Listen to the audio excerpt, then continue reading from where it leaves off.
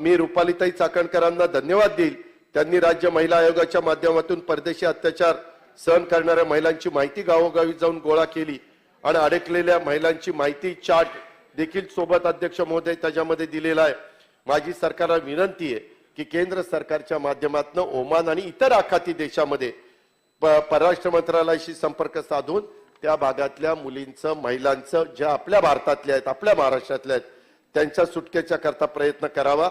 महिलांचं फसवणूक करून त्यांची तस्करी करणारे एजंटचं जाळं हे देखील उपमुख्यमंत्री महोदय उद्ध्वस्त झालं पाहिजे, त्यांना अटक झाली पाहिजे।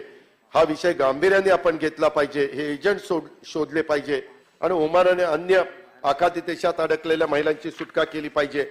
अध्यक्ष महोदय टॉप 10 मध्ये मुंबई 197, ठाणे 99, पुणे 96, अहमदनगर 83, पुणे रूरल 82, पिंपरी चिंचवड 81, नाशिक 81, सातारा 76, कोल्हापूर 68, नागपूर 65 अशा पद्धतीनं ओमान मधून सुटकेचा थरार ह्या गोष्टी घडतायत आणि म्हणून त्यांनाही कुठेतरी आधार देण्याचं काम सरकारने केलं पाहिजे।